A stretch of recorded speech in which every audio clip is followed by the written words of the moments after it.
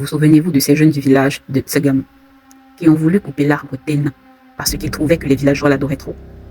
Mendon, lui, n'a jamais été retrouvé. Seule sa machette, couverte de sang, a été retrouvée.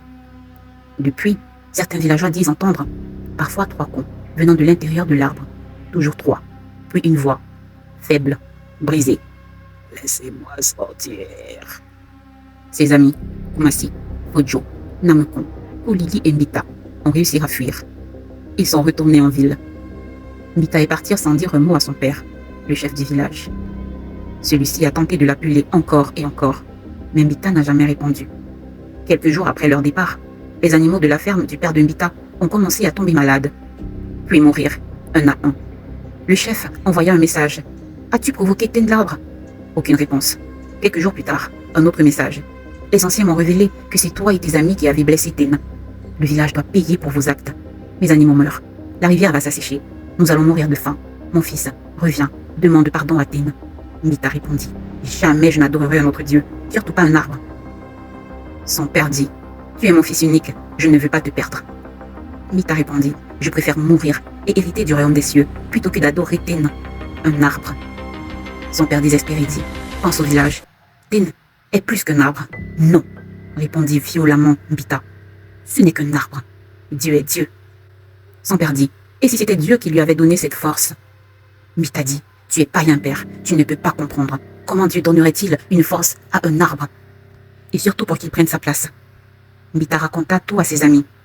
Ils lui dirent, « Ne retourne pas là-bas. Nous prierons avec toi. Nous te soutiendrons. Ensemble, nous renverserons cette montagne qu'est Ten. » Mais la nuit même, ils firent tous le même rêve. Mendon, debout, immobile, les yeux ouverts, mais vides. Derrière lui, l'arbre. Ils prièrent pour que cela cesse. 2e jour, pareil. La 3e nuit, Mendon parla. Sa bouche bougeait lentement, comme si chaque mot lui arrachait la vie. « Pourquoi tu m'as laissé ?» Ils se réveillèrent en sursaut. Puis, toc, toc, toc. 3 coups. Dans la salle de bain, chacun se leva, chacun regarda dans le miroir, et chacun vit sa mort. Kumasi vit Mbita lui trancher la gorge. Kolili se vit suffoquer lentement. Namekon vit Mendon la tirer dans l'arbre. Fojo se vit ouvrir les veines en pleurant. Et Mbita vit son père lui trancher la gorge et l'offrir comme un sacrifice à Ten, l'arbre. Qu'est-ce que cela voulait dire, se demandèrent-ils. Le lendemain, ils décidèrent de jeûner pendant 3 jours pour comprendre. Mais le 3e jour, Mbita rêva encore. Mendon lui dit, « Demande pardon à Ten, ou je viendrai te chercher, toi et tes amis. » Mbita se réveilla glacé, mais il refusa de céder. Lui et ses amis décidèrent le jour suivant de prier ensemble chez lui. Pendant qu'il priait, toc, toc, toc, Mbita fut le seul à entendre. Il sortit. Les autres avaient les yeux fermés. Ils ne le virent pas sortir. La nuit était lourde, silencieuse, morte. Et là, Mbita vit l'arbre. Et devant lui, une silhouette. « Mendon » murmura-t-il. La chose pencha la tête d'un angle impossible. Puis, elle s'approcha. Quand la lune éclaira son visage, ce n'était plus Mendon. Sa peau était comme de l'écorce, ses veines noires, ses yeux blancs. Sa bouche s'ouvrit, trop grande. Et plusieurs voix dirent, « Vous avez ouvert la porte. » Mbita essaya de s'enfuir, mais ses jambes ne lui obéirent pas. Mendon s'approcha de lui et souffla dans sa bouche, puis lui dit, « Maintenant, vous devez entrer. Et c'est toi qui vas nous aider à vous faire entrer. » Il lui tendit un couteau. Mbita le prit et se retourna comme poussé par quelque chose. Il alla rejoindre ses amis. Mbita rentra. Ses amis étaient là, silencieux. Ils l'observaient. Puis Kumasi lui demanda, « Où étais-tu? D'où vient ce couteau? Où l'as-tu trouvé ?» Mbita ne répondit pas. Avec un regard vide, il approcha chacun et souffla.